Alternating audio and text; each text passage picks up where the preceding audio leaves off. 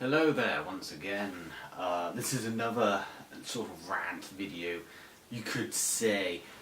It's essentially an update on the Asylum stuff. If you remember my previous video, which is surprisingly quite popular considering what I thought was going to be a video that was going to be lost in the waves of crap that I upload, but surprisingly it was very, very popular. And of course, with Asylum, I thought it'd be great to do a backup. It would be great to sort of update things if my opinion has changed or not, essentially. Which is why this is a much more amateurish video than most of my other ones. I should also apologise. I do have a sore throat, so if my voice sounds quite croaky, it's because I got a bad throat. I was even concerned that I might not even be able to do this video. But nonetheless, Asylum has got some interesting updates. I have got a computer with me right now, so if you hear clicking, that's because I'm looking at it. For one thing, McGee himself has expressed that it will be released in October 2021. Now, this is already a good sign in some aspects because it means that he's actually going to put some time and effort into it, unlike other lands where it was just rushed out and everyone hated it. But of course, no one likes other lands. No one actually remembers or cares about other lands unless you're one of those 1% that did enjoy other lands, like 1%. No wonder that got cancelled. But yes, he's aiming to put it on the Switch, Xbox, and PlayStation. Oh, how joyful! He's also hoping that EA, of all companies, will be doing this. Will be helping to publish it. It's not going to end well if EA is in charge, and as we know with the Battlefront 2 controversy, it's essentially a death warrant. Especially considering EA is known for taking over smaller companies, or publishing smaller companies' games and then essentially killing off that smaller company. I think Jim Sterling once called them the Unicron of the game industry because they literally devour these other companies, and yeah, I don't think it's going to go very well with EA in charge. But then again, EA did the other two games and they didn't fuck it up that much. I mean, as much as I disliked Madness Returns, it was still a reasonable game nonetheless.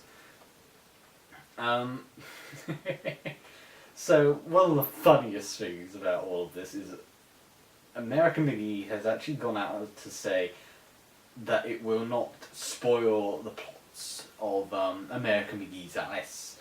It will remain away, or at least won't contradict, as he puts it, the canon established in the first game.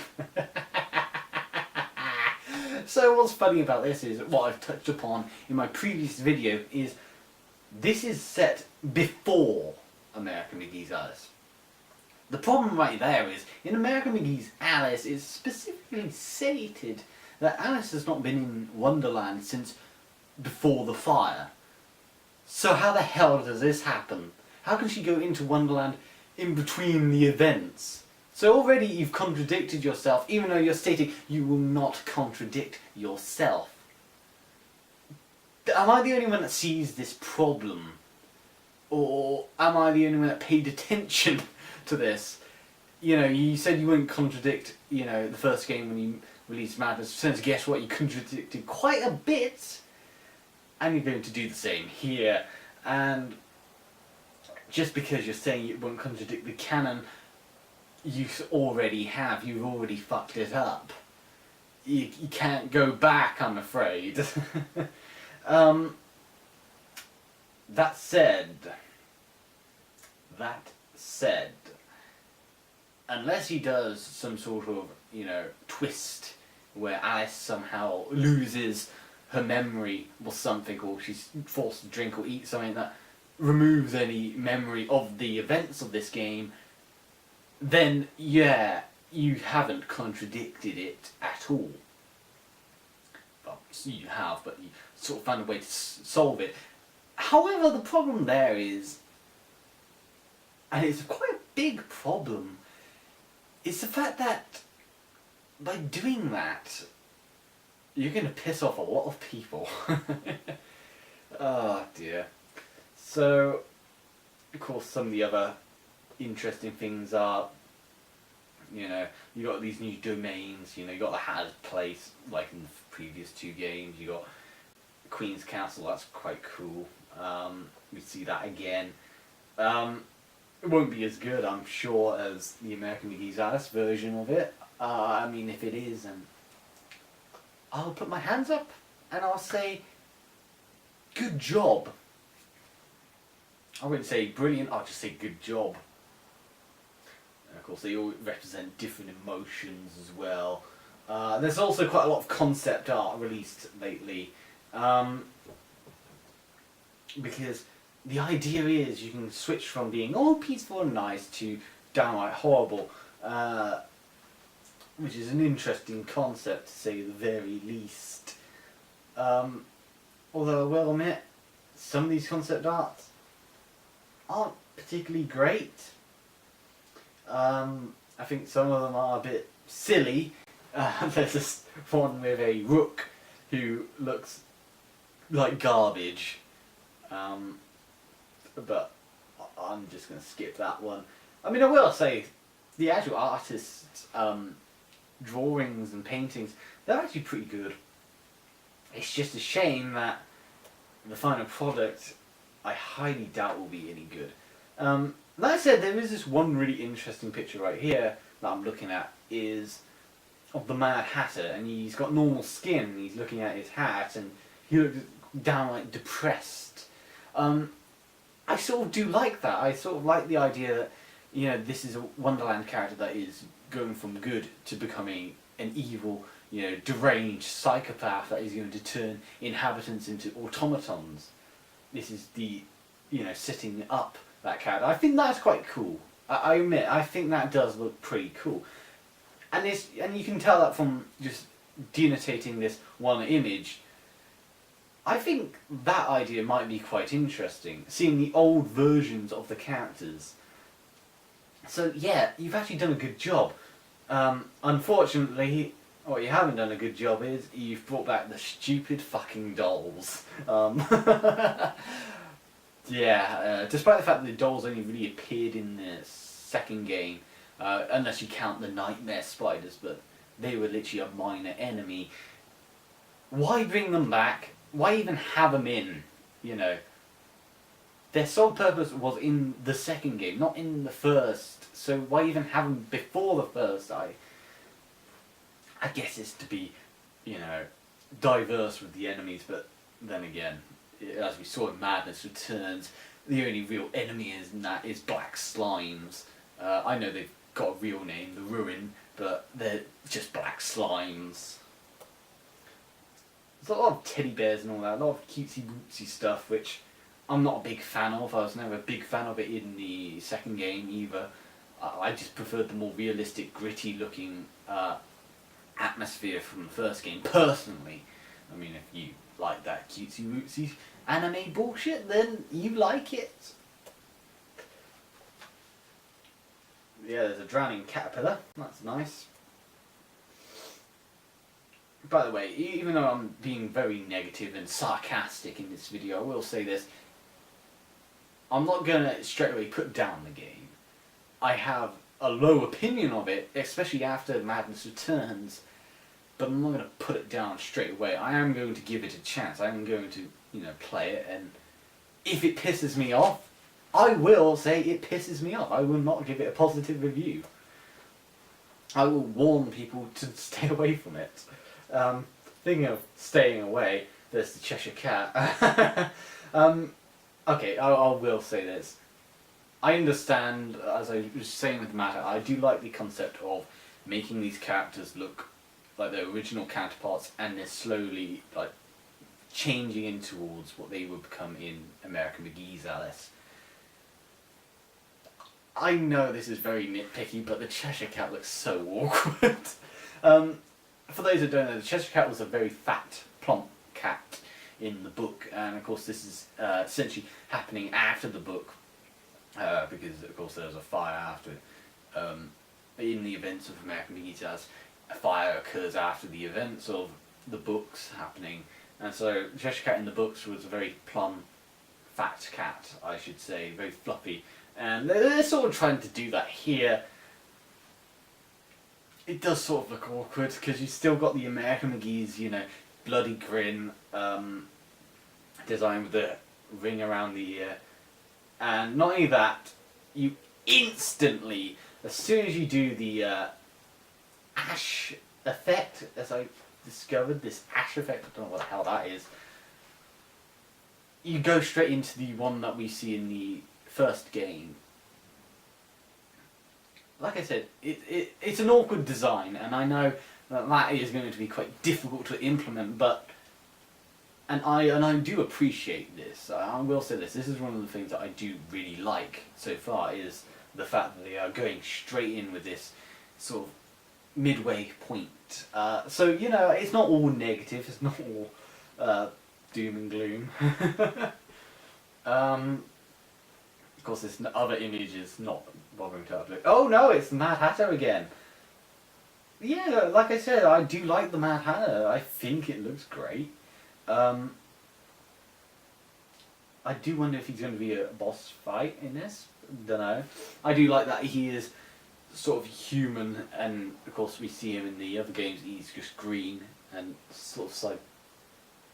I don't want to use the word psychotic because that seems too out of the ordinary for something that's based in Victorian times. Yeah, I guess that's the best word to use. Quite mechanical. I do like the Mad Hatter, don't get me wrong, the Mad Hatter design, it got so much potential, and I'm just scared of how they're going to do it. I think that's the biggest problem with this prequel game, is the fact that I'm just so nervous of what's going to happen, because that statement beforehand where McGee was saying that he's not going to contradict the events of the first game, and you already have contradicted the events of the first game. She's in Wonderland, she shouldn't be, she should have sort of left it behind, which is why it gets corrupt in the first place. But nonetheless, it might have potential. I will explain at the end, once again, like I did in the first video, why I'm so not looking forward to this, even though I will give it a chance. Oh, for fuck's sake. This latest image, the butterflies again. Really?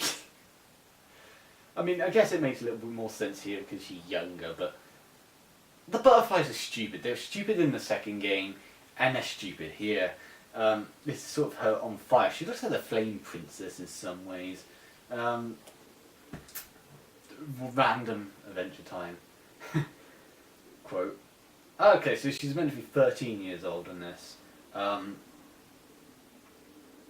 Yeah, I don't really care for this ash concept. I think it looks sort of silly.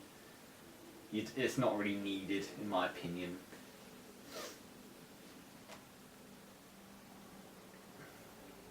And of course, the main image that I used last time with Alice in the Chains.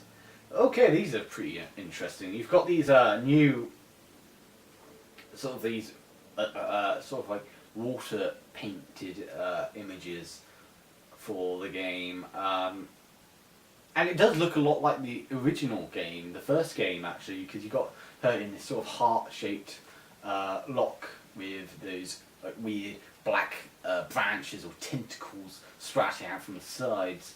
And I will say that these posters are pretty cool. I will give it that. The posters are great. Yeah, the posters, once again, they're good. Can't really fault them at all. Oh, for fuck's sake. So, character-wise, Bumbly's back. Yay. Why bring that? Why bring that plot hole back? Why bring in that plot hole? Bumbly himself is just one big plot hole. Yeah. Yeah, I do enjoy the fact that you've got these creatures coming back. So, supposedly the Queen of Hearts is going to be more human this time, less of that tentacled monster, which is pretty interesting if you say the very least. Jabberwock might appear, which is great in my opinion, because I like the Jabberwock. He was an awesome son of a bitch from the first game, and then the second game he was a skeleton, but who cares. So they are bringing back a lot, and I repeat, a lot of these characters back. Bill McGill, that's a surprise. I mean, don't get me wrong, it's Bill McGill, and he was sort of like a minor character, only appeared for like one scene, but that's actually surprising. I'm actually pretty happy about that. And Griffin, that's cool. Yeah, toys as weapons, I like that. I'm so glad that they're bringing that back. It does seem like they will bring in some of this stuff. Oh, thank God. Remember when I was stressing about EA being a part of this? McGee has said that microtransactions and loot boxes will not fit the game, which is a good idea. But then again, EA doesn't like single player stuff, so, you know. So, yeah, there's a lot of... The gameplay is essentially the same, which is cool. Although, I will say this, I am a little bit upset by the fact that they have still kept those damn mini-games, you know, the things which I didn't like from the sequel at all. This is a sequel. And I know a lot of people who liked the second game didn't like the mini-games, and he brought them back. Let's just hope they're not mandatory. You know, at least the second game didn't always, I mean, they did force you on some occasions, which pissed me off a lot, but they didn't always make it mandatory, which is fine by me. I hope it remains that way.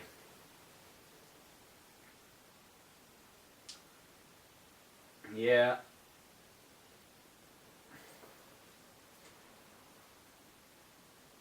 But of course, despite the microtransactions and the loot box stuff, there's going to be DLC. Oh shit.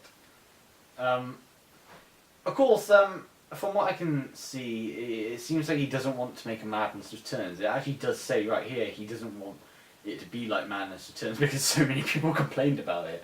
I honestly thought I was the only one that hated that game, but it seems like it was a game that a lot of people didn't like that much, which is good. I mean, I did enjoy. I did enjoy seeing that being written down. I must say, the fact that people don't see Madness Returns in like good light. Okay, we got a new music composer again. Yep.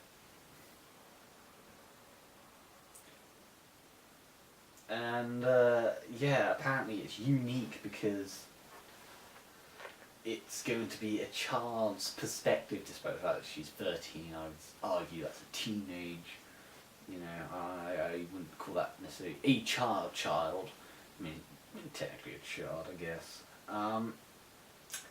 Yeah, that's about all that I can see from the news coming from Alice Asylum between my last video and this video. overall thoughts. Like I said, I'll give it a chance, but I'm still not looking forward to it. When I first heard about it, I instantly hated it because of it being a prequel, and it was clear that it was not going to be fair towards American McGee's House whatsoever. And though now that looking at some of the stuff, it does look interesting. However, I don't want to raise my hopes too highly because, as I mentioned in the previous video, I raised my hopes very highly when it came to Madness Returns. You see, when that game got announced and I saw the adverts and all that, I really got excited and so happy that my favourite game was getting a sequel.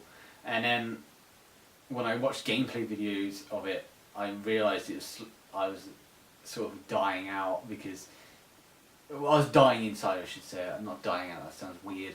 My interest was dying out, I should probably say. But my interest was dying out a bit because the first few gameplay stuff, they didn't actually show you the game. They only shown you the Queen's Courtyard, which is the level which everyone loves, including myself. It's the only level which I can truly say is fantastic through and through. They only ever really shown you that. They would never show you anything beyond that.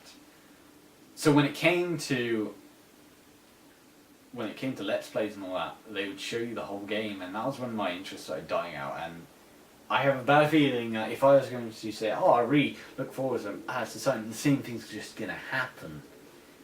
The same thing's just going to happen. It's just going to be me getting all bogged down and just watching a train wreck in front of me, happening in slow motion, and there's nothing you can do except just weep in some ways. Because Madness Returns, even though I bitch and moan about it all the time, though as a game it isn't bad, as a sequel to American McGee's Alice, it is god-awful in every sense of the word. The gameplay is a little bit more fast-paced, which I don't mind, but with fast-paced gameplay, you also have these sections where you literally stop and then fight a bunch of enemies. Whereas in the first game, you could leave these enemies behind and just keep running for it. Hell, it could be entirely possible to go through the game without killing a single enemy. Difficult, yes. Almost downright impossible, yes. But it was possible. You could literally jump past them and run. Not recommended, by the way. Not including boss fights either. Like I said, I'm just not looking forward to this. And Madness Returns is one of the biggest problems. And back to Madness Returns, I've just realised I've been on a complete tangent. But yeah, fast-paced gameplay, but only to stop and then go again, stop. Not only that, you had those stupid fucking mini games which keep bringing back. Why bring those back? They are, in my opinion, some of the worst parts of the sequel. So you got that, which sort of also put a stop to any gameplay, but a stop to the story as well, and completely unneeded as well. Music, it was essentially the same track over and over again. Different areas, it was the same sort of beats going on over and over again. There was no atmosphere, no class. I know that's a strange word to use, but it had no oomph to it, no beauty to it. And you know, I hope this new composer, who I can't really pronounce her name, I'm guessing it's a she, Qian Hao Yawa.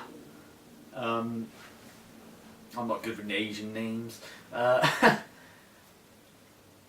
Hopefully he, she, whoever, will try their best to, you know, encapsulate the first game's sort of music.